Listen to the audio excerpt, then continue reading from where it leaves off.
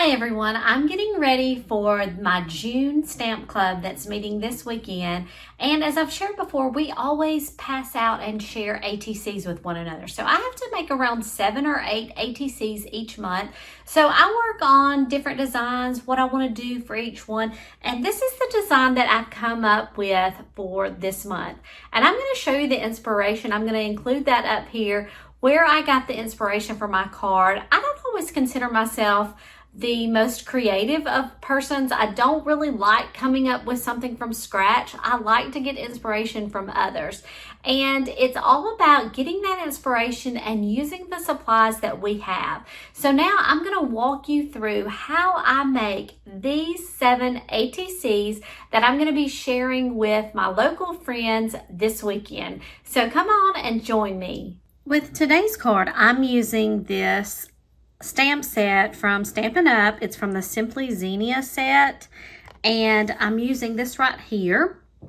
What I was going for when I was making this card is I'm looking for an image that will look good to be cut into fourths. And so I have these 4 little pieces of paper, and the reason I'm going with 4 is because I'm doing the 4 different colors with the 4 different sets. So that's what we're going to do with our inking. Now, in terms of the size of this, because I am shooting for making a 2.5 by 3.5 ATC, that's the overall dimensions of this, I'm going to have to cut back, and for this piece it is a 2 by 3. So I've got 2 by 3 and I'm using 4 of these.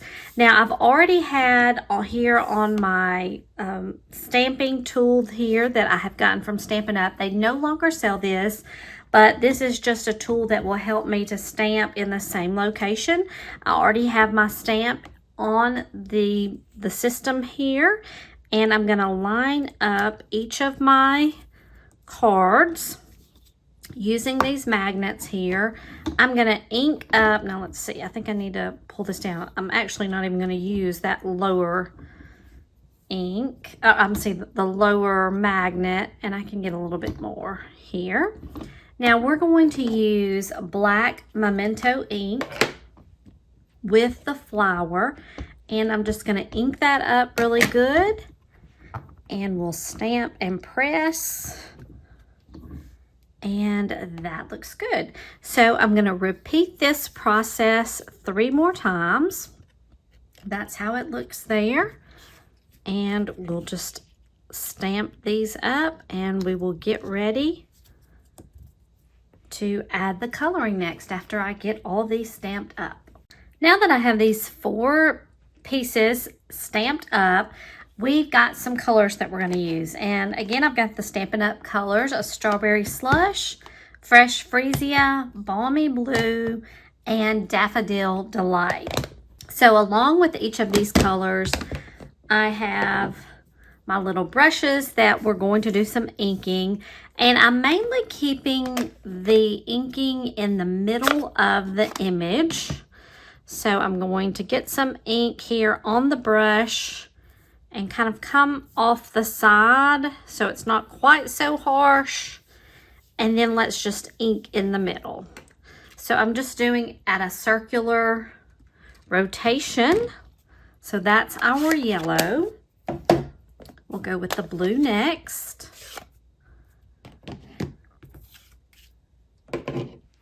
And again, the same process.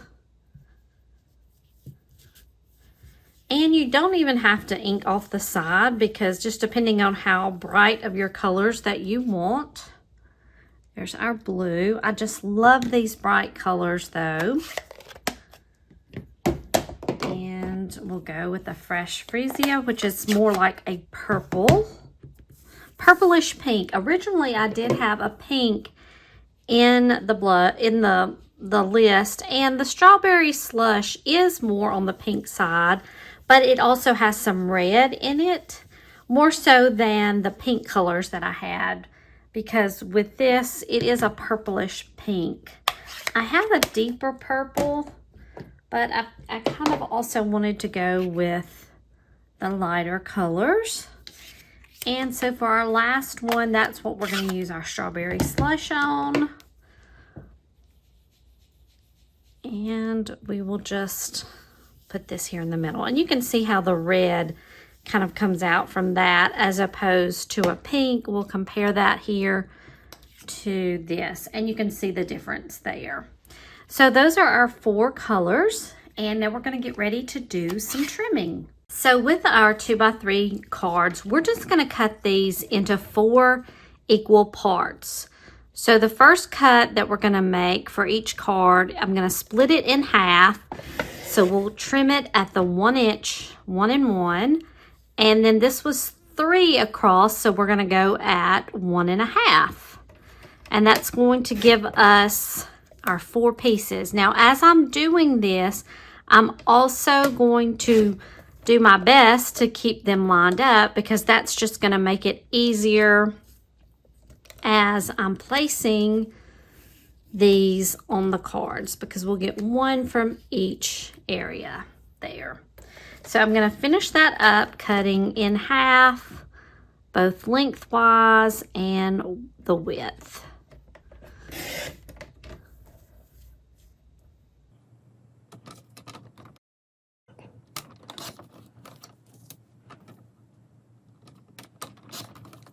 Now I've taken a piece of white cardstock, cut it into 2 1/4 by 3 1/4. And what we're going to do is we're going to place 4 pieces on this card. And we're going to use 1 of each color on the card. So the first thing I like to do, I'm just going to start with one of the pieces. I took the bottom left corner. So from here, I'll take the top left, top right, and bottom right.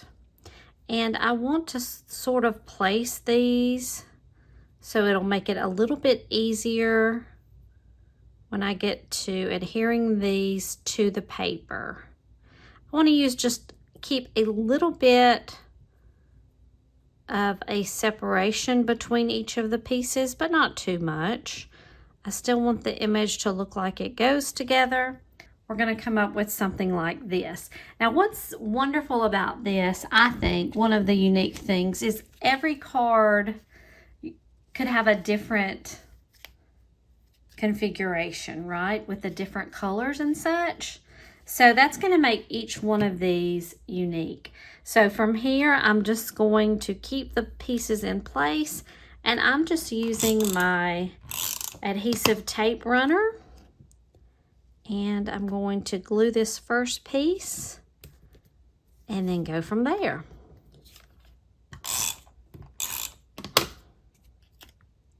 We'll line everything up. And hopefully we've trimmed everything up enough uniformly so we have these pieces on here correctly. I'm going to continue this for each of the remaining 3 cards that I can make with these pieces. And there we've got them on our card. So next I have a piece of black cardstock that is 2 7/8 by 3 7/8. And we're just going to attach this piece now. This is going to give it a little bit more of an outline. And then we have our white cardstock that's 2 1/2 by 3 1/2. And we'll just attach this to that. And now I'm going to finish doing that with the remainder of our cards. This is my sample that I was using to build mine. And so the next thing we need to do is we want to add the sentiment. So I've taken a piece of black cardstock and I'm going to do a little bit of embossing with some white embossing powder. So what I've done here, and I've already stamped a few of these already, but I'm going to do 4 more. And so I just have these scratch sheets of black cardstock. And to do this, we're going to need some Versamark. And I have a little stamp here that I've got You can see it from this direction. It's Smile. And then I have this thing, it's called an embossing buddy, and I think it just has some powder in it. It's something that Stampin' Up! Used to sell a long time ago. It's to help with the static electricity. It has a little bit of powder that it puts on here, and we can rub that off when we're finished, but it works really well to get our embossing powder where we want it and not where we don't want it. So I'm going to stamp on here 3 or 4. I'm going to get a couple on here. I may only need 2 sheets. To be safe, I'm going to stamp just 1 level. I'm not going to double up. Ooh, and I hope I didn't just mess that up. Let's go with 1 more. It won't hurt. And now we're going to put some of our white embossing powder on this. Now let's get out some of the embossing powder. My powder is from Stampin' Up, but I know you can pick up different kinds from different places, craft stores and other online stores. So I'm just going to take this powder. I have this little spoon. I like to put a big heaping helping and then just tap it off. And there we have our Smile. There's a little bit here at the top. I think I was lacking. And then we're going to use our heat tool to get this embossing powder enacted. It's almost like it melts the little crystals in the powder to give it that really nice, almost professional look to me. Okay, so we've got several done. I have the heat tool from Stampin' Up. I also have another one that I've got at Hobby Lobby. I also have this little tool that I like to use to hold the piece of paper down because this is gonna blow out very hot air. And so I'm gonna turn this on and it's gonna be loud.